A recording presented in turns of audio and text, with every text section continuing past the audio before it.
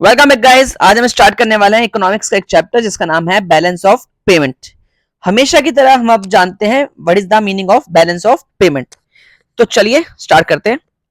आपको पता है हर कंट्री, चाहे इंडिया हो या कोई भी देश हो, वो क्या करती है, जितनी भी ट्रांजैक्शन उसके देश और किसी और देश के बीच में होती है, वो सारी ट्रांजैक्शन को क्या कर देते हैं, वो रिकॉर्ड करते हैं। क्या करते हैं? रिकॉर्ड करते हैं। तो आप एक बात बताइए, जैसे हमारा देश है, हमारा देश हुआ इंडिया, ओके, और बाकी देश को हम क्या बोलेंगे? Rest of the world. यानी कि हमें छोड़ के बाकी क्या है? रेस्ट ऑफ द वर्ल्ड, यानी कि फॉरेन कंट्री। यानी कि इंडिया के बीच में और रेस्ट ऑफ द वर्ल्ड के बीच में जो भी ट्रांजैक्शन होती है, तो इंडिया क्या करती है, इसका एक रिकॉर्ड रखती है। इसका क्या रखती है? एक रिकॉर्ड रखती है। आपको पता है इंडिया और सारे रेस्ट ऑफ द वर्ल्ड के बीच में क्या ट्रांजैक्शन होंगी? सारी ट्रांजैक्शन होंगी फॉरेन करेंसी की। कौन सी ट्रांजैक्शन होंगी? फॉरेन करेंसी की। तो इंडिया क्या करती है? इसका एक रिकॉर्ड रखती है। उसी रिकॉर्ड रखने को हम बोलते हैं बैलेंस ऑफ पेमेंट। क्या बोलते हैं जी? Balance of payment. तो आइए पढ़ते हैं एक बार। एवरी कंट्री, क्या जी? हर कंट्री कीप्स, मतलब रखती है, रिकॉर्ड ऑफ इट ट्रांजैक्शन। किसका ट्रांजैक्शन रिकॉर्ड रखती है? Transaction with the rest of the world, यानी कि जो उनके बीच में और फॉरेन कंट्रीज के बीच में जो भी ट्रांजैक्शन हुई है ड्यूरिंग अ फिक्स टाइम, और फिक्स टाइम को नॉर्मली हम क्या मानेंगे? 1 ईयर। तो उस रिकॉर्ड को हम क्या बोलते हैं? Balance of payment. Done. Simple भाषा में, अगर कोई देश दूसरे देश के हाथ में कोई भी ट्रांजैक्शन करता है, उसका अगर कोई रिकॉर्ड करता है, यानी फॉरेन एक्सचेंज के आने का और फॉरेन एक्सचेंज के जाने का, तो उस रिकॉर्ड को हम बोलते हैं बैलेंस ऑफ पेमेंट। आगे चलें तो आइए, एक और चीज लिखी हुई है, BOP is a summary statement. क्या है जी? समरी स्टेटमेंट, यानी कि पूरा एक समरी स्टेटमेंट है जिसके अंदर हम जो भी इकोनॉमिक ट्रांजैक्शन होती हैं हमारे देश के रेजिडेंट के बीच में या रेस्ट ऑफ द वर्ल्ड के बीच में during a particular period of time, जो कि आपने पढ़ा 1 ईयर, तो इसको हम बोलते हैं बीओपी। तो सबसे पहले इसके अंदर दो वर्ड आए जो आपने देखे। पहला आया इकोनॉमिक ट्रांजैक्शन और दूसरा आया रेजिडेंट ऑफ द कंट्री। तो सबसे पहले जानते हैं रेजिडेंट कौन कौन कहलाएगा। तो सबसे पहले रेजिडेंट में कौन शामिल हुआ? इंडिविजुअल्स। कौन शामिल हुआ जी? इंडिविजुअल, यानी कि इंसान जो भी है वो कौन हो गया? रेजिडेंट। अगर जो इंडिया में रहता है जो भी इंसान है वो तो क्या हो गया? रेजिडेंट। दूसरा है फर्म्स, यानी कि जितने भी इंस्टीट्यूशन, जितने भी फैक्ट्रीज हैं वो भी क्या कहलाएंगे? वो भी कहलाएंगे रेजिडेंट। और सारी गवर्नमेंट एजेंसीज ये भी क्या कहलाएंगी? रेजिडेंट। लेकिन कौन कौन रेजिडेंट की लिस्ट में नहीं हैगा? डिप्लोमेटिक स्टाफ, बाहर का कोई फॉरेन का ऑफिशियल हमारे देश में रहता है तो वो हमारे देश का रेजिडेंट नहीं कहलाएगा। फॉरेन के मिलिट्री, फॉरेन के जो मिलिट्री पर्सनल्स होते हैं वो भी हमारे देश के रेजिडेंट नहीं कहलाएंगे। टूरिस्ट, हमारे देश में कोई घूमने आया तो वो सिर्फ घूमने के पर्पज से आए तो हमारे देश के रेजिडेंट नहीं कहलाएंगे। टेम्पररी माइग्रेंट वर्कर, जो कुछ टाइम के लिए हमारे देश में काम करने आए हैं, ऐसे लोग भी रेजिडेंट नहीं कहलाएंगे। Done. Branches of foreign company even if working in the domestic territory, foreign company की ब्रांचेस जो हमारे देश में काम करती हैं लेकिन वो हमारे देश के रेजिडेंट नहीं कहलाएंगी। यानी कि कौन कौन कहलाएगा? हमारे देश का रेजिडेंट कौन कहलाएगा? यानी कि आईएफजी, यानी कि आईएफजी। आई का मतलब इंडिविजुअल, एफ का मतलब फर्म और जी का मतलब गवर्नमेंट एजेंसीज।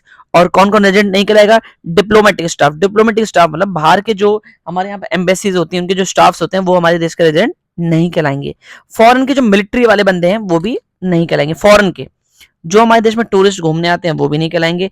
और जो टेम्पररी माइग्रेंट वर्कर्स है जो एक देश से काम करने आते हैं वो भी रेजिडेंट नहीं कहलाएंगे। और लास्ट, फॉरेन कंपनी जो ब्रांचेस हमारे इंडिया में हैं वो बेशक हमारे देश में काम करते हो लेकिन वो हमारे देश के रेजिडेंट नहीं कहलाएंगे। डन। आगे चलते हैं। अब हमने दो वर्ड पढ़े थे, पहला पढ़ा था इकोनॉमिक ट्रांजैक्शन, दूसरा रेजिडेंट। रेजिडेंट तो हमने सीख लिया, अब हम जानते हैं इकोनॉमिक ट्रांजैक्शन क्या होती है। आपको मैं अगर बताऊं तो हम विदेश के साथ में 4 काम कर सकते हैं। कितने काम जी? 4। या तो हम उन्हें गुड्स भेज सकते हैं। क्या भेज सकते हैं? गुड्स। या तो हम उन्हें सर्विस भेज सकते हैं या उनसे ले सकते हैं, या हम उन्हें यूनिलेटरल ट्रांसफर कर सकते हैं। क्या जी? गिफ्ट, ग्रांट, डोनेशन, इस टाइप की चीजें भेज सकते हैं। या चौथा है, या तो हम उनसे एसेट्स खरीद सकते हैं या एसेट्स बेच सकते हैं। इन 4 के अलावा आप सोचोगे भी तो आपको समझ में नहीं आएगा। ये 4 चीजें ही हैं जिसके द्वारा हम विदेश के साथ में फॉरेन करेंसी आ भी सकती है और फॉरेन करेंसी जा भी सकती है। पहला है गुड्स, दूसरा है सर्विस, तीसरा है यूनिलेटरल ट्रांसफर और चौथा है एसेट्स। चौथा है जी एसेट्स। चलिए आगे बात करते हैं। तो हमने देखी 4 चीजें, ठीक है जी। अब पढ़ते हैं स्टार्ट करते हैं।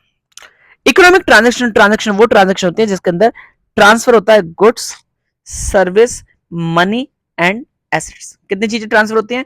Goods, service, money and assets. तो आप एक बात बताइए, जब हमारे देश से गुड्स जाता है या आता है, क्या हमारे देश में साफ साफ दिख रहा होता है? या किसी भी देश में अगर किसी भी देश से कोई माल जाता है या आता है तो क्या वो साफ साफ दिखता है? इसलिए इन आइटम्स को, गुड्स वाले आइटम्स को बोलते हैं हम विजिबल आइटम्स। क्या बोलते हैं? यानी कि जब हमारे देश से जाएगा या देश में आएगा तो क्या ये साफ साफ विजिबल है? इसीलिए गुड्स की सारी ट्रांजेक्शन्स को हम बोलते हैं विजिबल आइटम। क्या बोलते हैं जी? विजिबल। यहाँ 2 नहीं होगा, ये 4 प्रकार की होती है, इसलिए मैं यहां लिख देता हूं 4। डन। चलिए आगे चलते हैं। यहां पर लिखा हुआ these are physical goods which are exported and imported. ये फिजिकल गुड होते हैं जो एक्सपोर्ट भी होते हैं और इंपोर्ट भी होते हैं, और इनको विजिबल इसलिए कहा जा रहा है बिकॉज ये टेंजिबल है। टेंजिबल मतलब जो कि दिखते भी हैं, जिनको टच भी कर सकता है और जिनको मेजर भी किया जा सकता है, जैसे कि machinery, clothes, food item. Movement of such goods can be check by custom, जिसको कस्टम इनके मूवमेंट को, आना और जाने को चेक भी कर सकता है। कौन? कस्टम। यानी कि अभी हमने क्या सीखा? पहले सबसे पहले सीखा इकोनॉमिक बैलेंस ऑफ पेमेंट होता क्या है। बैलेंस ऑफ पेमेंट एक अकाउंट होता है जो एक देश और दूसरे देश के बीच में जितनी भी ट्रांजैक्शन हुई हैं फॉरेन करेंसी के आने की और जाने की, उसका रिकॉर्ड रखता है। नॉर्मली कितने साल का? 1 साल का। उसी को बोलते हैं बीओपी। फिर हमने पढ़ा ये ट्रांजैक्शन किसके बीच में होती है? रेजिडेंट और रेस्ट ऑफ द वर्ल्ड के बीच में। रेजिडेंट पढ़ लिया, अब हम पढ़ रहे हैं इकोनॉमिक ट्रांजैक्शन। इकोनॉमिक ट्रांजैक्शन में हमने पढ़ा क्या क्या ट्रांसफर होता है विदेश और हमारे बीच में। पहला होता है गुड्स, दूसरा होता है सर्विस, तीसरा होता है यूनिलेटरल ट्रांसफर और चौथा होता है एसेट्स। तो सबसे पहले गुड्स जब आता है या जाता है हमारे देश से तो ये हमें साफ साफ दिखता है, इसलिए हम इसे आइटम्स को बोलते हैं विजिबल आइटम। ठीक है जी। अगला है इनविजिबल। इनविजिबल मतलब जो हमारी देश से सर्विस आती है या जाती हैं वो क्या हमें दिखती है? नहीं जी, सर्विस कभी दिखती नहीं है, इसलिए इन आइटम्स को क्या बोला गया? इनविजिबल। अब सर्विस कौन कौन सी हो गई? जैसे कि शिपिंग, बैंकिंग, इंश्योरेंस। आपको पता होगा बहुत सारी इंश्योरेंस कंपनी हमारे देश में आके बिजनेस करती हैं, तो क्या हमारे देश में इनसे फॉरेन करेंसी आती है या नहीं आती है? आती है जी। बैंकिंग हो गए, बाहर के देश के बैंक भी हमारे देश में खुले हुए हैं, हमारे बैंक भी भारत देश में खुले हुए हैं। शिपिंग का काम है, जब हम बाहर से, यहाँ से माल बाहर भेजते हैं, बाहर से हमारे देश में माल आता है, तो इससे क्या होता है? फॉरेन करेंसी का आना और जाना हमारे बीच में होता है। लेकिन इनको हम इनविजिबल बोलते हैं। क्या बोलते हैं जी? Invisible, because they can not be seen, touch और मेजर। डन। आगे चलते हैं यूनिलेटरल ट्रांसफर। क्या बोलते हैं जी? यूनिलेटरल ट्रांसफर यानी कि वन साइडेड ट्रांसफर। क्या बोलते हैं जी? One sided transfer. ओके जी, ये क्या होता है जान लेते हैं।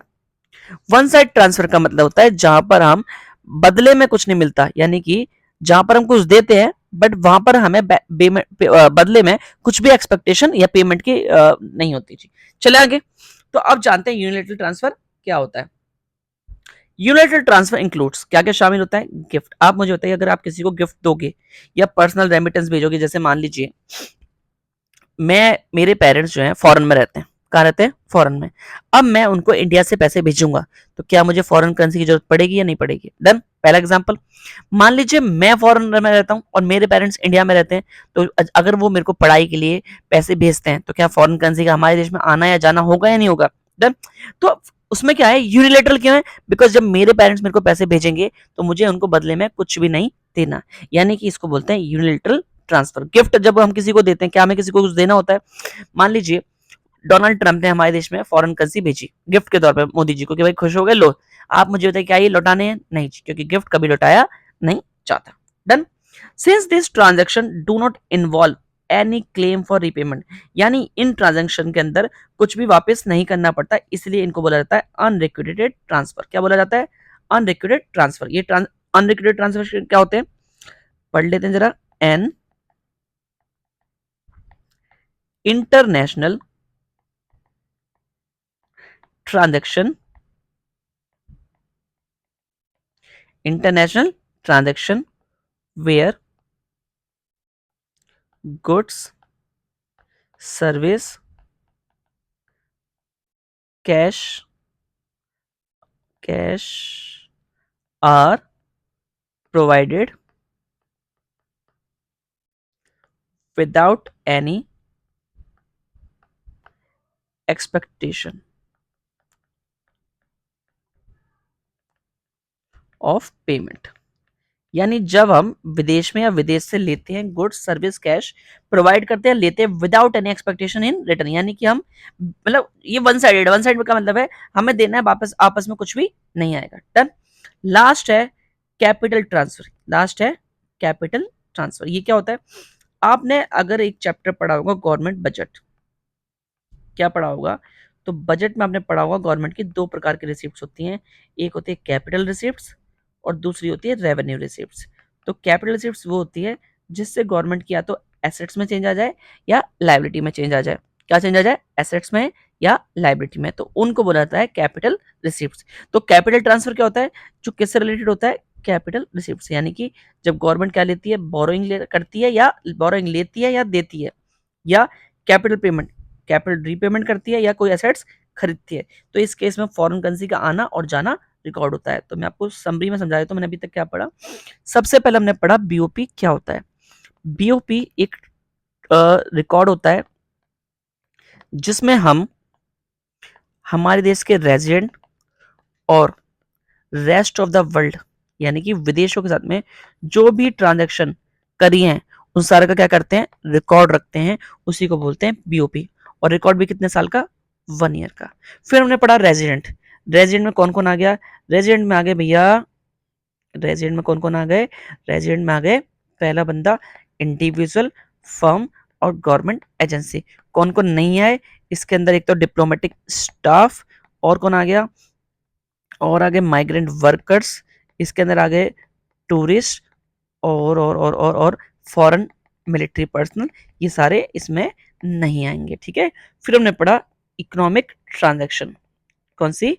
विदेशों के और हमारे बीच में कौन कौन सी ट्रांजैक्शन होती है? मेनली होती है 4। क्या होती है? 4। पहली होती है गुड्स, दूसरी होती है सर्विस, या तो हम उन्हें गिफ्ट भेजेंगे या वो हमें भेजेंगे, जिसको हम बोलते हैं यूनिलेटरल ट्रांसफर, और तीसरा चौथा होता है कैपिटल ट्रांसफर, जो किससे रिलेटेड होता है? एसेट से रिलेटेड। गुड्स को हम क्या बोलते हैं? विजिबल। सर्विस को बोलते हैं इनविजिबल, क्योंकि ये दिखती नहीं। यूनिलेटरल ट्रांसफर आप समझे होंगे, जिसको हम जैसे गिफ्ट, डोनेशन, चैरिटी, ये सारे हो गए। और कैपिटल ट्रांसफर जो किस रिलेटेड होता है? एसेट्स या लाइबिलिटी से रिलेटेड होता है, ऐसे को बोलते हैं। यानी कि अंग्रेजों सॉरी फॉरेन के बीच में और हमारे बीच में ये 4 ही ट्रांजैक्शन होती हैं, जो गुड्स से रिलेटेड होती हैं, सर्विस से रिलेटेड, यूनिलेटरल ट्रांसफर से रिलेटेड और कैपिटल ट्रांसफर से रिलेटेड। डन। चले आगे चले। आगे है बैलेंस ऑफ पेमेंट का ढांचा कैसा होता है? ढांचा मतलब स्ट्रक्चर कैसा होता है? जैसे आपने अगर अकाउंट्स हल्की फुल्की पढ़ी हो तो आपको पता होगा जो बैलेंस ऑफ पेमेंट होता है, जैसे हमारे अकाउंट्स में डबल एंट्री सिस्टम यूज करते हैं, बैलेंस ऑफ पेमेंट भी डबल एंट्री सिस्टम यूज करता है। घबराने की जरूरत नहीं है, अगर आपको अकाउंट्स के बारे में कुछ नहीं पता तो कोई दिक्कत नहीं है, मैं आपको बता देता हूं। हमारे अकाउंट्स में 2 साइड्स होती हैं, एक होता है डेबिट साइड, एक होता है क्रेडिट साइड। और डबल एंट्री सिस्टम में हम दोनों साइडों को रिकॉर्ड करते हैं, डेबिट को भी और क्रेडिट को भी। टन। तो मैं आपको पूरे सिंपल भाषा में समझाता हूं, एक तरह से आपको समझाने के लिए, ध्यान से देखिएगा।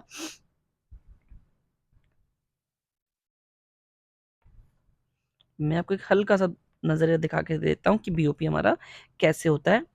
देखो जी, एक तरह से ये समझ लीजिए, ये हमारा बीओपी अकाउंट है। ठीक है जी। आपको बता दूं, ये डेबिट साइड होती है हमारे अकाउंट्स में, ये क्रेडिट साइड होती है। तो बीओपी भी ऐसे ही लगभग बनता है।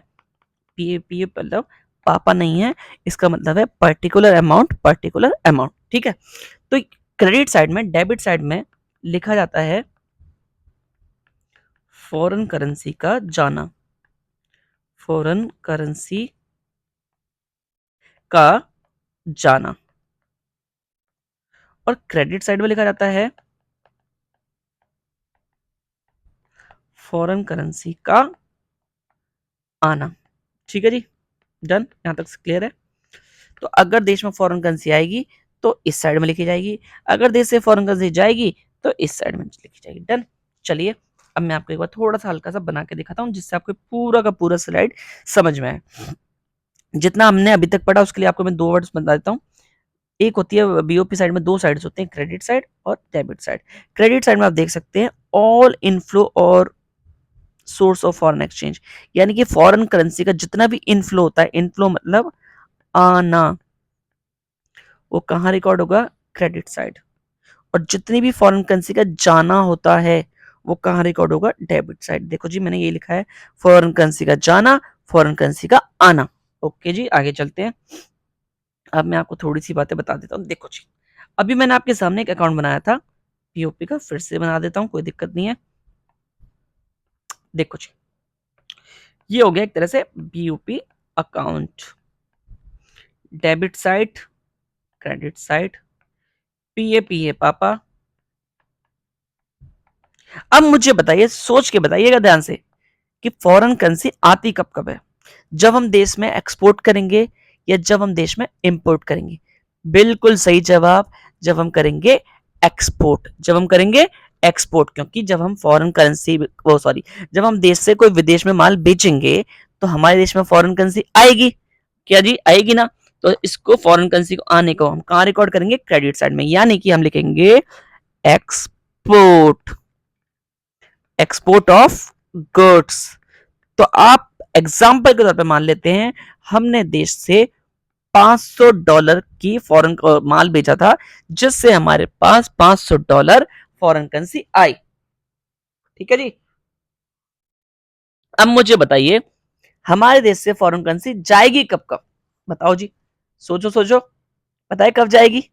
जब हम विदेश से कोई भी माल खरीदेंगे, और जब हम विदेश से कोई माल खरीदते हैं तो उसको बोलते हैं इंपोर्ट। क्या बोलते हैं जी? इंपोर्ट। और इंपोर्ट करने से फॉरेन करेंसी जाएगी, जाएगी तो किस साइड लिखेंगे? Debit side. बिल्कुल सही। कहां लिखेंगे? Debit side. तो हम लिखेंगे इंपोर्ट ऑफ गुड्स। तो यहां कितना लिखा जाएगा? एग्जाम्पल के तौर पे मान लेते हैं $200। ठीक है जी। अब मुझे बताओ आपको ये बीओपी अकाउंट कैसा लग रहा है? कैसा लग रहा है जी? फॉरेन करेंसी देश में $500 आई है और $200 गई है। तो आपको पता है इस डब्बे को हम बंद करते हैं। बंद कैसे करेंगे? ध्यान से देखो, दोनों साइड में टोटल लिख दो जिस साइड का टोटल ज्यादा है। और आपको पता है मुझे पर्सनली या आपको भी कौन से साइड का टोटल अच्छा लगेगा? हमेशा ज्यादा, हमेशा आपको क्रेडिट साइड का टोटल ज्यादा अच्छा लगेगा। पता है क्यों? क्योंकि आप चाहते हो कि देश में फॉरेन करेंसी ज्यादा आए। यहाँ भी $500 लिख देते हैं। आपको पता है हमारे देश में अभी भी कितना बैलेंस बचा हुआ है फॉरेन करेंसी का? हमारे देश में बचा हुआ है $300। कितना जी? $300। इसका मतलब हमारे पास बैलेंस है कितना? 300, यानी कि हमारे पास $300 एक्सिस है, जिसमें से आई 500 थी, गई थी 200। तो हमारे पास कितना हो गया? आपको पता है अगर हमारे पास रिसिप्ट, रिसिप्ट मतलब आना फॉरेन करेंसी का और जाना दोनों बराबर हो जाए, जैसे मेरे केस में आना ज्यादा है और जाना कम है, तो हमारे पास जो बच गया है 300 बच गए। लेकिन अगर ऐसा होता $500 ही आई है और $500 ही गई है, तो इसको बोला जाता है बैलेंस। क्या बोला जाता है? बैलेंस। क्या लिखा है देखो जी ध्यान से, इसको बोला जाता है बैलेंस बीओपी। क्या बोला जाता है जी? Balance BOP. बिल्कुल सही जवाब। अब दूसरा, अगर हमारे देश में रिसीप्ट ज्यादा हो जाए, रिसीप्ट मतलब फॉरेन करेंसी आ ज्यादा रही है और जा कम रही है, तो इसको बोलते हैं सरप्लस बीओपी। क्या बोलते हैं जी? सरप्लस बीओपी जी। अब लास्ट है, अगर ऐसा हो जाए, हाँ हाँ ऐसा हो जाए, सरप्लस कम है, सरप्लस सरप्लस सरप्लस कम है और पेमेंट ज्यादा है, जो कि मैं एज अ इंडियन कभी नहीं चाहूंगा। अगर ऐसा हो जाए तो इसको बोला जाता है डेफिशिएंट बीओपी। क्या बोला जाता है जी? Deficient BOP. तो चलिए आइए पढ़ना स्टार्ट करते हैं। बैलेंस बीओपी किसको बोलते हैं? बीओपी बैलेंस तब होगा जब फॉरेन करेंसी का रिसीप्ट और फॉरेन करेंसी का पेमेंट दोनों क्या हो जाए? बराबर। ठीक है जी। बीओपी सरप्लस कब कहलाएगी? जब फॉरेन करेंसी का आना ज्यादा हो, किससे? फॉरेन करेंसी के जाने से। और डेफिसिट बीओपी कहलाएगी जब फॉरेन करेंसी आ कम रही हो और जा ज्यादा रही हो। डन। इसको बोलते हैं डेफिसिट बीओपी। तो आशा है आपको समझ में आया होगा यहां तक। तो चलिए आगे चलते हैं। अगला है बैलेंस ऑफ ट्रेड। अगला है क्या है जी? Balance of trade. चलिए चलते हैं। जैसा कि अभी आपने देखा, मैंने अभी आपके सामने एक अकाउंट बनाया था। क्या बनाया था जी? अकाउंट। ठीक है, देखते हैं। पहले मैं एक बार अकाउंट और बनाता हूं जिससे आपको और डिटेल क्लियरिटी हो। देखो जी, ये हमारा, ये अब मैं थोड़ा बड़ा सा बनाऊंगा जिससे आपको और आइटम्स भी समझ में आए। देखो जी, जय जय जय जय, प्यारा सा अकाउंट बनाएंगे, बीओपी अकाउंट, पीए पापा। ठीक है जी, ये डेबिट साइट, ये क्रेडिट साइट। ठीक है जी, अब मैं आपके सामने दो चार आइटम लिखूंगा जिससे हमारे देश में फॉरेन करेंसी आती हैं। ठीक है, पहला हम लिखते हैं एक्सपोर्ट। ठीक है जी, लिख दिया, एक्सपोर्ट ऑफ गुड्स। ठीक है, अब हमने मैंने क्या करा, गिफ्ट भेजा, sorry, gift from abroad. From क्या मतलब, अब्रॉड से आया। ठीक है जी, ओके। और अगला है sale of fix assets. Sale of, sale नहीं, कुछ और ले लेते हैं, एक सेकंड। मान लेते हैं हमने विदेश से बोरोइंग करी, बोरोइंग का मतलब है उधार लिया, तो भी हमारे देश में फॉरेन करेंसी आएगी। एग्जाम्पल के तौर पे मान लेते हैं मैंने यहाँ पर $1000 का एक्सपोर्ट किया था जिससे फॉरेन करेंसी आई, $500 विदेश से गिफ्ट के तौर पे आए, और हमने उधार लिया है $700। आगे चलें, चलिए, जाती कब कब है, इंपोर्ट के केस में जाती है। दूसरा, जैसे हमारे पास गिफ्ट आया है अब्रॉड से, ऐसे ही हमने भी दिया इनको, तो हम क्या लिखेंगे, gift to abroad. Gift to abroad, जैसे हमने विदेश से बोरोइंग ली है तो ऐसे हम दे भी तो सकते हैं, जिसको देने को बोलते हैं लैंडिंग। क्या बोलते हैं जी, लैंडिंग। चलिए, अब यहां लिखूंगा मैं, मान लेते हैं हमने इंपोर्ट किया $300, यहां पर मैं मान लेता हूं $200, और लैंडिंग है $100। आप सारे बताइए ध्यान से मुझे। आपको मैं थोड़ी देर पहले मैंने बैलेंस निकालना सिखाया। बैलेंस कैसे निकालते हैं, टोटल कर दो भैया, क्रेडिट साइड का कितना, हमारे देश में फॉरेन करेंसी आई कितनी है, हमारे देश में फॉरेन करेंसी आई है 1500, 1500 और 1500 700, कितने हो गए जी, 2200। $2200 की फॉरेन करेंसी आई है, माइनस गई कितनी है, गई है 600। कितनी जी, 600।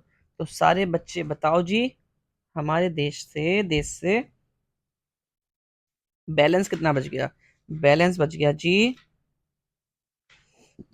1600।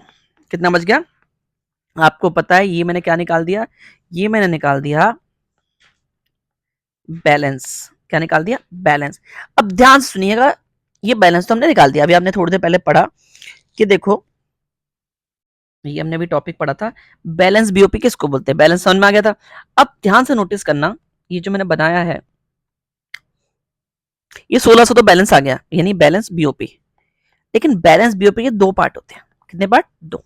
आपने अगर नोटिस किया हो, जब मैंने आपको यहाँ पर स्टार्टिंग की थी तो मैंने आपको बताया था कि इकोनॉमिक ट्रांजैक्शन के चार पार्ट होते हैं, जो विदेश में हम चार ही चीज कर सकते हैं, या तो गुड्स बेच सकते हैं, खरीद सकते हैं, सर्विस बेच सकते हैं या खरीद सकते हैं, या तो यूनिलैटरल ट्रांसफर हम देंगे या वो देंगे, या तो एसेट्स हम खरीदेंगे या वो खरीदेंगे। ठीक है जी, इनमें से अगर हमारा बैलेंस, अगर हमारा बैलेंस विजिबल चीज की वजह से निकल के आया, विजिबल मतलब, और विजिबल क्या होती है, गुड्स, यानी कि गुड्स। अगर मैं आपसे बोलूं गुड्स को देखे बताओ बैलेंस कितना है, गुड्स को देख के सिर्फ, तो 1000 आए थे और 300 गए थे, यानी कि हमारा बैलेंस गुड्स से रिलेटेड कितना है, 700। कितना है जी, 700। बचा टोटल मिला के 1600 है, 700 है गुड्स की वजह से, बाकी कितना बचा, बाकी बचा 900। 900 है अदर चीजों की वजह से, गुड्स के अलावा। जो गुड्स की वजह से बैलेंस निकला होता है उसको बोलते हैं बैलेंस ऑफ ट्रेड। क्या बोलते हैं जी, सुना मैंने क्या बोला, आपने बीओपी अकाउंट बनाया, बीओपी अकाउंट बनाने के बाद बैलेंस निकाला, अगर वो बैलेंस किससे रिलेटेड हो, गुड्स से रिलेटेड, यानी कि सिर्फ पैसे फॉरेन करेंसी आना और जाना किसकी वजह से हो, गुड्स की वजह से, तो उसको बोलते हैं बैलेंस ऑफ ट्रेड। क्या बोलते हैं जी, बैलेंस ऑफ ट्रेड। बाकी अदर चीजों की वजह से हम उसको बोलेंगे इनविजिबल। क्या बोलेंगे जी, आइए अब पेज को पढ़ लेते हैं जल्दी से एक बार। चलिए जी, balance of trade refer to difference between the amount of export and import of visible. और अब विजिबल आपको पता है किसको बोलते हैं हम, गुड्स को।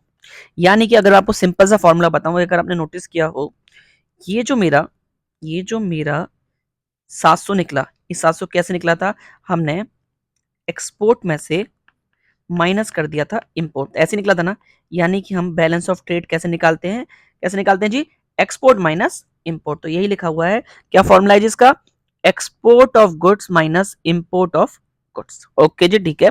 और जैसे कि इसमें बताया हुआ है, आप सबको पता है एक्सपोर्ट मैंने किस साइड में एंटर करा हुआ है, देखो जी पीछे देखो, एक्सपोर्ट मैंने क्रेडिट साइड में एंटर किया हुआ है, ये लिखा हुआ है export are enter as a credit item in the BOP while import are as a debit. BOT is just a part of BOP account and play a crucial role in deciding the overall development situation of BOP of a country। BOT को दूसरा नाम क्या बोलते हैं, balance of visible trade. जैसे कि मैंने आपको बताया, ये जो एक्सपोर्ट होता है कौन सा आइटम्स होता है, विजिबल गुड्स, मतलब विजिबल। तो इसका नाम हम क्या बोल सकते हैं, balance of visible items, balance of visible item. ठीक है जी, समझ में आया क्या क्या पढ़ लिया हमने अभी तक, हमने क्या क्या पढ़ा, एक बार देख लेते हैं फटाफट, फिर आगे बढ़ते हैं। सबसे पहले हमने बीओपी की डेफिनेशन पढ़ी, उसके बाद हमने पढ़ा इकोनॉमिक ट्रांजैक्शन क्या होती है, 4 चीजें कर सकते हैं, visible, invisible, transfer, capital transfer. उसके बाद हमने पढ़ा बीओपी हमारे कितने टाइप के होते हैं, बीओपी में 2 साइड्स होते हैं, डेबिट और क्रेडिट। क्रेडिट साइड में फॉरेन करेंसी का आना और डेबिट साइड में फॉरेन करेंसी का जाना। अगर हमारे बीओपी के अकाउंट में बैलेंस निकल गया, मतलब फॉरेन करेंसी का आना और जाना बराबर हो, तो उसको बोलते हैं बैलेंस बीओपी। और अगर फॉरेन करेंसी का आना ज्यादा हो और जाना कम हो तो इसको बोलते हैं सरप्लस बीओपी। और फॉरेन करेंसी आ कम रही है, जा ज्यादा रही है, तो इसको बोलते हैं डेफिसिट बीओपी। चलिए आगे चलते हैं।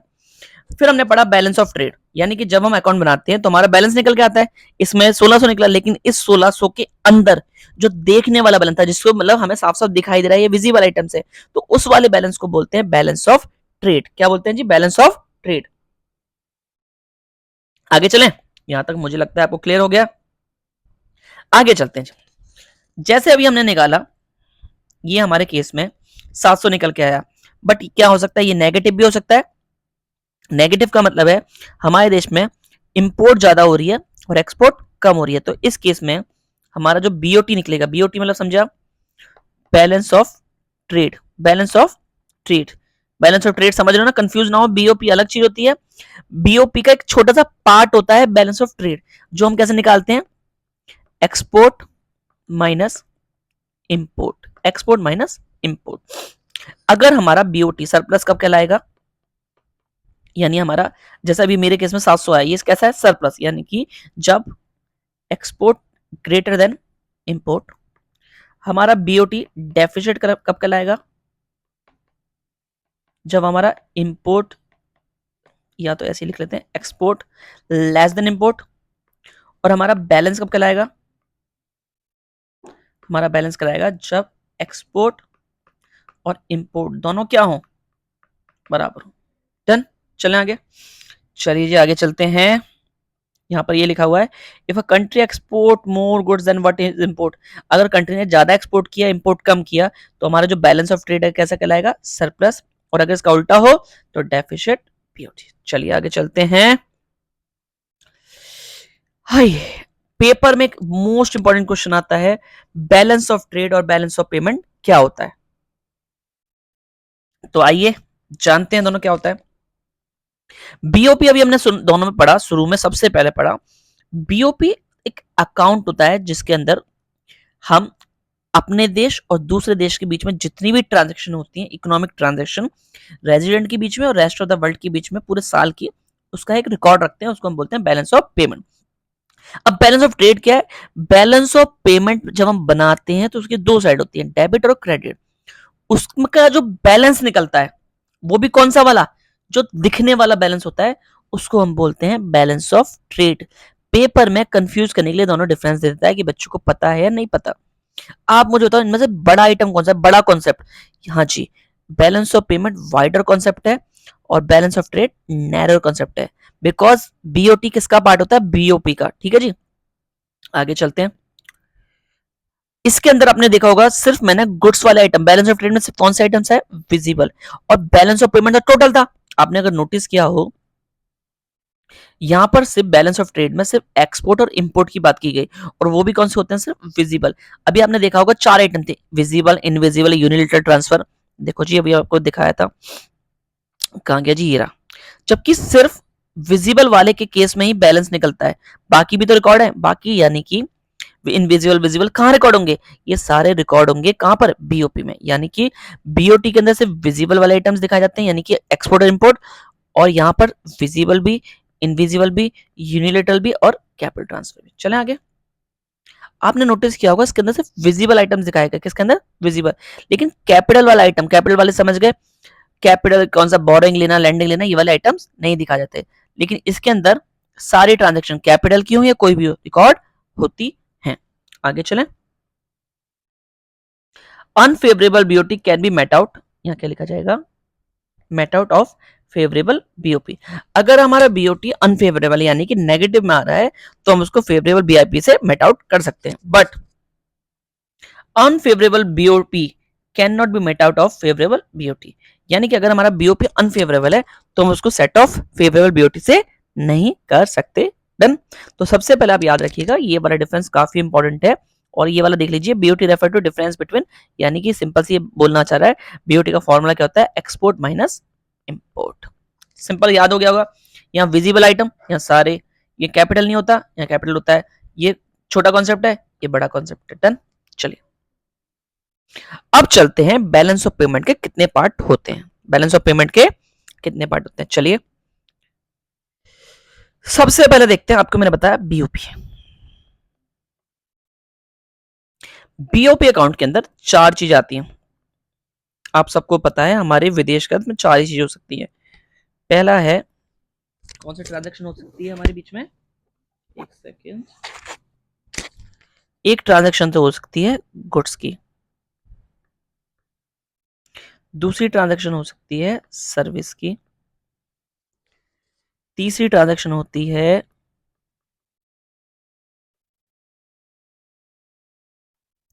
यूनिलेटरल ट्रांसफर, और चौथी होती है कैपिटल, यानी कि एसेट्स भी बोल सकते हैं, एसेट्स, जो हमने यहां देखो पढ़ा था, शुरुआत में पढ़ा था, कौन कौन सा देखो जी, ये रहा, visible, invisible, unilateral, capital transfer. ठीक है, चलिए आगे चलते हैं। तो आपको पता है बीओपी के 2 भाई होते हैं, बेटे होते हैं, सॉरी भाई नहीं, 2 बेटे। एक होता है करंट अकाउंट, कौन सा अकाउंट होता है, करंट अकाउंट, और दूसरे बेटा होता है कैपिटल अकाउंट।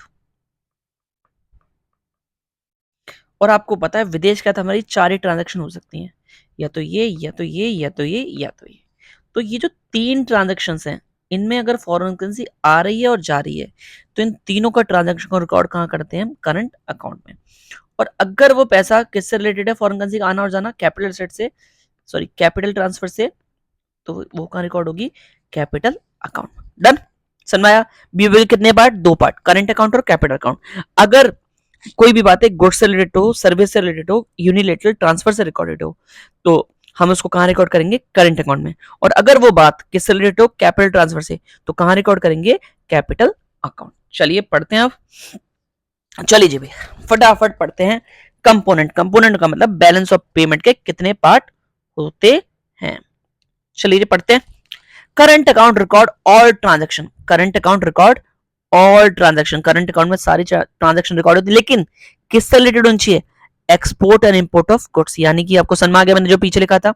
और किससे, सर्विस, और किससे, यूनिलेटरल ट्रांसफर, यानी कि 3 चीजें, गुड्स, सर्विस, और क्या है, यूनिलेटरल ट्रांसफर। चलिए अच्छा एक और बात, इस अकाउंट में तो आपको पता होगा दोनों चीज रिकॉर्ड होंगी, आना भी और जाना भी। देखो जी लिखा भी है, इट कंटेन रिसिप्ट, आना और जाना, किस चीज का, विजिबल समझ गए आप, गुड्स, इनविजिबल समझ गए, सर्विस, और unilateral transfer. Done. It includes transaction which do not affect assets and liability, यानी कि साफ साफ बताना चाह रहा है करंट अकाउंट के अंदर कैपिटल ट्रांसफर वाली बातें नहीं लिखी जाती। डन मेरे भाइयों, okay.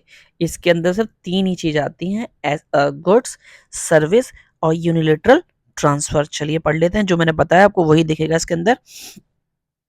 Component of current account, तीन ही चीज दिखते हैं, कौन कौन सी? गुड्स, सर्विस और यूनिलेटरल ट्रांसफर। चलिए जी, एक्सपोर्ट आपको पता है किस साइड लिखा जाएगा? क्रेडिट साइड, बिकॉज इसमें फॉरेन करेंसी आती है। गुड्स से दूसरी चीज क्या हो सकती है? इंपोर्ट हो सकती है। ये डेबिट साइड में लिखा जाएगा, फॉरेन करेंसी जाती है। और आपको पता है एक्सपोर्ट में से इंपोर्ट हटा दें तो इससे क्या निकलता है? Balance of trade. Balance of trade जो भी हमने पिछला टॉपिक पढ़ा था, सिर्फ गुड्स वाले आइटम से ही बैलेंस ऑफ ट्रेड निकलता है। अब पढ़ते हैं इनविजिबल। इनविजिबल क्या होता है? सर्विस। और आपको बता दूं, सर्विस होती है सर दो प्रकार की। कौन सी होती है? दो प्रकार की। एक होती है फैक्टर और एक होती है नॉन फैक्टर। चलो बात कर लेते हैं फैक्टर नॉन फैक्टर कौन सी होती है। फैक्टर सर्विस,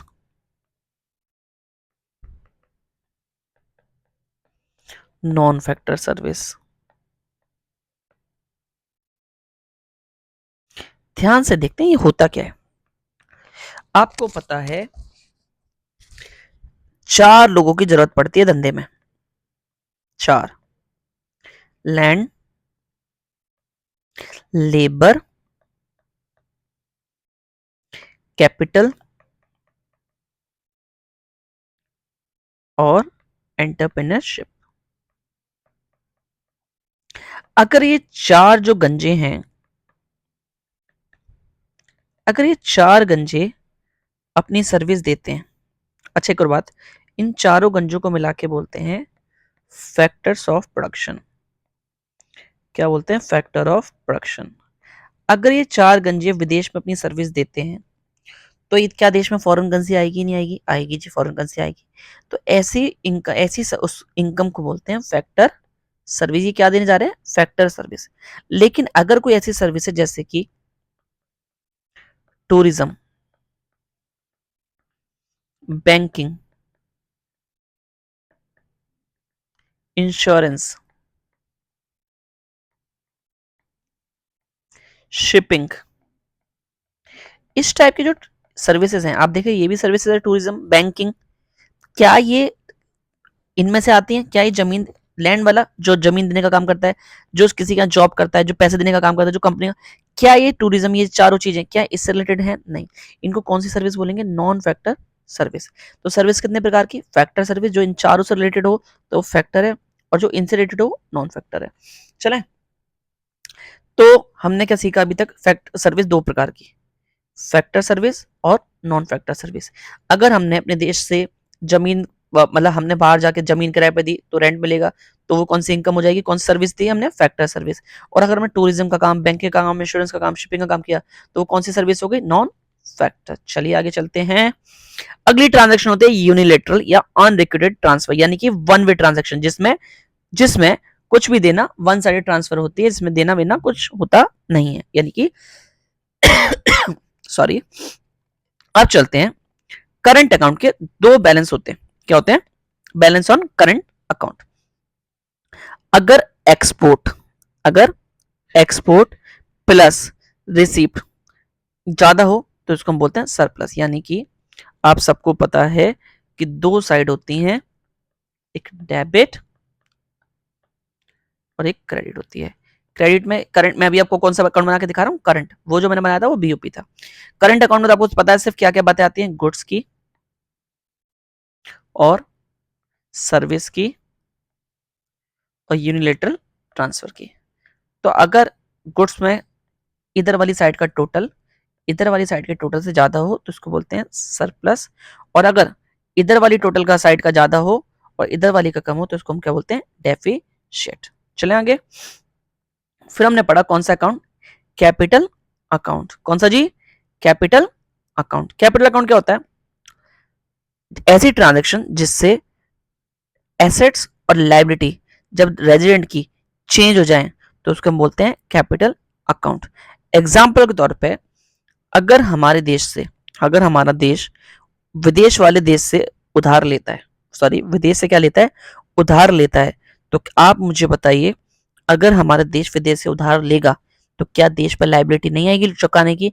तो इस पैसे को हम क्या बोलते हैं, ये कहाँ रिकॉर्ड होगा, कैपिटल अकाउंट में, यानी कि जिससे एसेट्स और लायबिलिटी आ जाए या कम हो जाए तो उसको हम क्या बोलते हैं, कैपिटल अकाउंट। तो आप मुझे बताइए, अगर हम विदेश से उधार लेंगे तो मान तो हम पैसे आएंगे, बट क्या साथ में लायबिलिटी आई नहीं आई, और जब हम विदेश वाले लोगों को उधार देंगे तो आप मुझे बताइए फायदा है नहीं है, तो हमारे ऊपर क्या हो गया, हमारे पास एसेट्स क्रिएट हो गए, क्या हो गए, पैसे जाएंगे बट क्या एसेट्स क्रिएट हुए या नहीं हो। आगे चलें, ऐसे ही अगर फॉरेन हमारे देश में इन्वेस्ट करेंगे तो क्या हम कहां लिखेंगे, क्रेडिट में, क्योंकि फॉरेन करेंसी आएगी। और अगर इंडियंस इन्वेस्ट करेंगे फॉरेन में तो हमारे देश से फॉरेन करेंसी जाएगी। और फॉरेन सॉरी और अगर फॉरेन करेंसी के रिजर्व्स में चेंज आ गया, इंक्रीज हो गए, तो क्या होगा, क्या होगा जी, हमारे देश से फॉरेन करेंसी जा रही है, और डिक्रीज हो गए फॉरेन करेंसी तो हम क्या लिखेंगे, क्रेडिट। डन।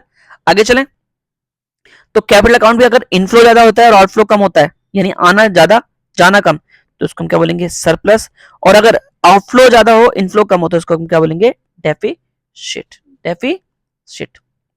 डन। एक बार फिर से देखें, अगर कैपिटल अकाउंट क्या होता है, जिसमें ऐसी ट्रांजैक्शन जिसमें या तो एसेट्स और लायबिलिटी में चेंज आए। आपने नोटिस किया होगा जो चार ट्रांजैक्शन थी, गुड्स, सर्विस, यूनिलैटरल ट्रांसफर और capital related.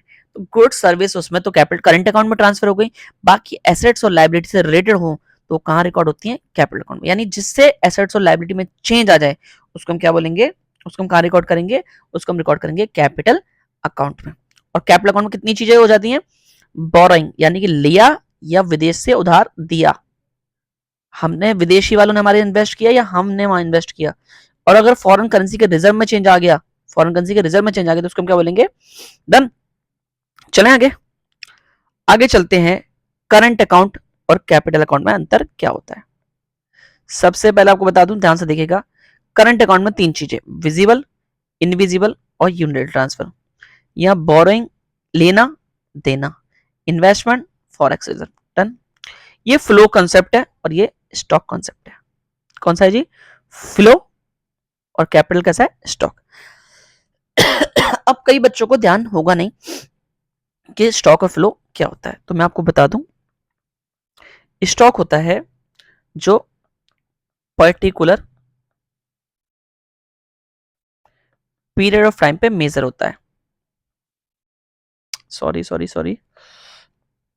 Particular point of time पे मेजर होता है, पर्टिकुलर पॉइंट ऑफ टाइम पे मेजर होता है। यानी कि आपने नोटिस किया होगा ये वाली ट्रांजैक्शन रोज रोज नहीं होती। फ्लो कैसी होती है, जो एक पर्टिकुलर पीरियड ऑफ टाइम पे मेजर होता है, पर्टिकुलर पीरियड ऑफ टाइम पे मेजर होता है। यानी कि जैसे आपको मैंने जब वो चैप्टर पढ़ाया होगा स्टॉक और फ्लो वाला, उसमें बताया था, जैसे मैं आपसे बोलूं गाड़ी 31 मार्च को कितनी मैन्युफैक्चर हो रही है, गाड़ी 31 मार्च, यानी कि मैं एक पर्टिकुलर डेट की बात कर रहा हूँ, तो एक कौन सा कॉन्सेप्ट है, स्टॉक। और अगर मैं आपसे पूछूं गाड़ी पूरे मार्च के महीने में कितनी हुई है तो इसको हम बोलेंगे फ्लो। तो जितनी भी करंट अकाउंट में ट्रांजैक्शन होती है वो फ्लो होती है। फ्लो का मतलब ऐसा आपको समझाने के तौर पर बोलूं तो करंट अकाउंट वाली ट्रांजैक्शन बहुत होती है, जैसे एक्सपोर्ट इंपोर्ट तो चलता रहता है, लेकिन कैपिटल अकाउंट ट्रांजैक्शन ज्यादा नहीं होती, तो इसलिए इसको स्टॉक बोलेंगे, उसको फ्लो बोलेंगे। और आप बताइए कैपिटल अकाउंट में क्या इफेक्ट होता है, एसेट्स और लायबिलिटी। यहाँ क्या इफेक्ट होता है, इनकम, आउटपुट और एम्प्लॉयमेंट। डन, पक्का, काफी इजी है। यहाँ विजिबल, इनविजिबल, यूनिलैटरल आते हैं, और यहाँ बोरोइंग, लर्निंग यानी कि एसेट्स और लायबिलिटी से रिलेटेड बातें होती हैं। ये फ्लो है। और एक और बात आपको याद कराने के लिए, करंट का फ्लो, करंट का फ्लो, तो आप भूलेंगे नहीं कभी भी, करंट का फ्लो लिख भी देता हूं, करंट का फ्लो। चलिए अब हमारा चैप्टर समाप्त होने वाला है थोड़ी सी देर में।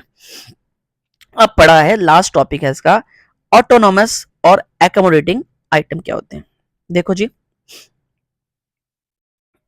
बोलूं जी, तैयार, थक तो नहीं गए, चलिए क्या होते हैं पढ़ते हैं थोड़ा सा।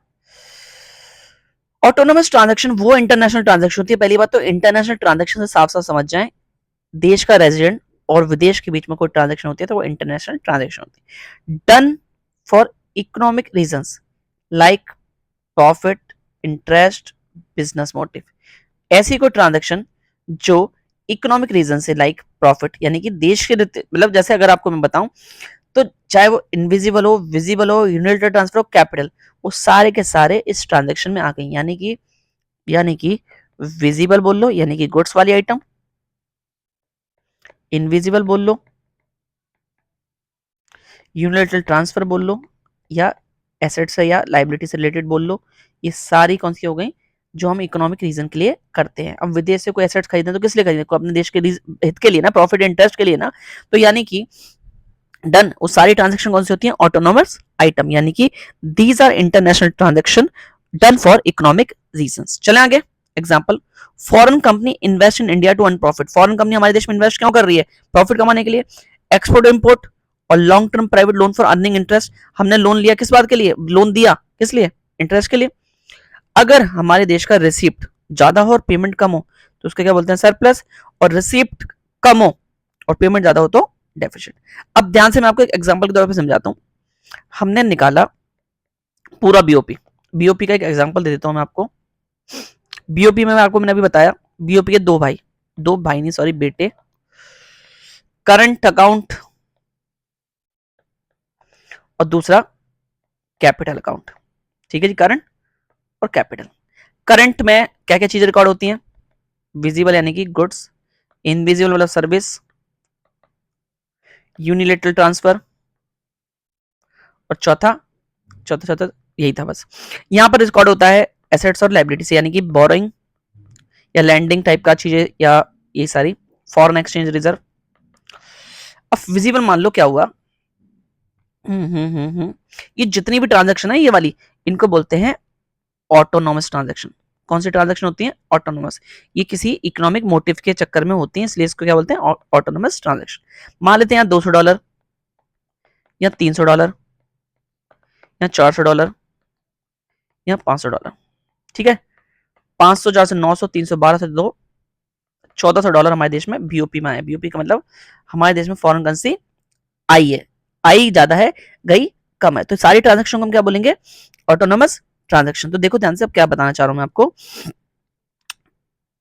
अगर ये जितना भी मान के चलते हैं, अभी हमारे केस में ऑटोनोमस कितनी आई है, $1400, बीओपी का अकाउंट कितना है, $1400, यानी कि फॉरेन करेंसी देश में ज्यादा है। डन।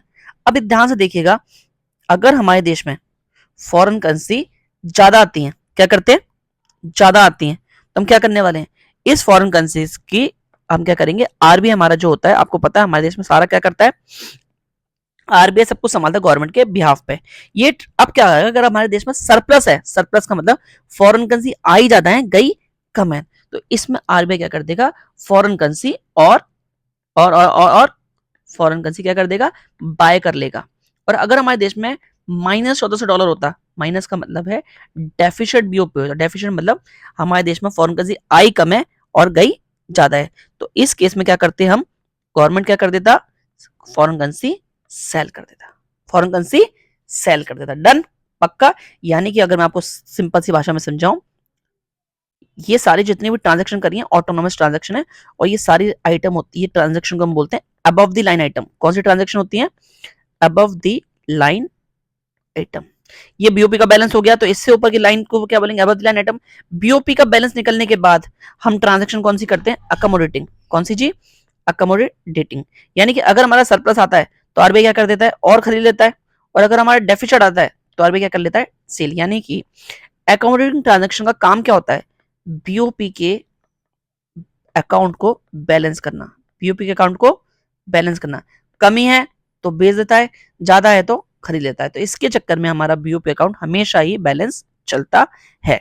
जैसे कि आप पढ़ सकते हो, दीज आर ट्रांजैक्शन डन, ये ट्रांजैक्शन होती ही किस लिए, to correct imbalance in BOP, BOP के बैलेंस को करेक्ट करने के लिए, यानी कि डेफिसिट और सरप्लस को क्या करने के लिए, कवर करने के लिए। They are dependent on BOP condition, जैसे कि use of foreign exchange reserve by RBI. RBI क्या करती है, फॉरेन करेंसी के रिजर्व को यूज करती है। बोरोइंग फ्रॉम आईएमएफ और फॉरेन गवर्नमेंट। डन। आगे चलते हैं, अब दोनों में लास्ट डिफरेंस पढ़ लेते हैं। ऑटोनोमस आइटम क्या होते हैं, डन फॉर प्रॉफिट और इकोनॉमिक मोटिव, जो कि हमने पढ़ा। ये हम और अकोमोडेटिंग क्यों करते हैं, इसको ठीक करने के लिए, done to balance BOP, BOP को बैलेंस करने के लिए। अगर डेफिसिट है, कमी है तो बेच देंगे, और सरप्लस है तो और फॉरेन करेंसी खरीद लेंगे। डन। ऑटोनोमस आइटम बीओपी पर डिपेंडेंट नहीं होते, लेकिन एकोमोडेटिंग आइटम डिपेंड होते हैं बीओपी। अगर बीओपी बैलेंस सरप्लस, अगर देखो बैलेंस आया था तो कोई दिक्कत नहीं है, लेकिन सरप्लस और डेफिसिट आया तो उसको बैलेंस करने के लिए कौन सी ट्रांजेक्शन करनी पड़ती है? Accommodating turn. क्या रिकॉर्ड होता है? करंट अकाउंट और कैपिटल अकाउंट। जैसे आपको मैंने एग्जांपल दिखाया कि इसके अंदर करंट अकाउंट कैपिटल दोनों रिकॉर्ड थे, done. Mainly in capital account. Accommodating item normally कौन से एडजस्ट होते हैं? कैपिटल अकाउंट से। इसका दूसरा नाम अबव द लाइन आइटम, इसका दूसरा नाम below the line item, done. I hope आपको चैप्टर समझ आया होगा। ये मैंने पूरा चैप्टर आपको समझा दिया है, तो होप आप जो है ध्यान से कर लीजिएगा। चलिए जी।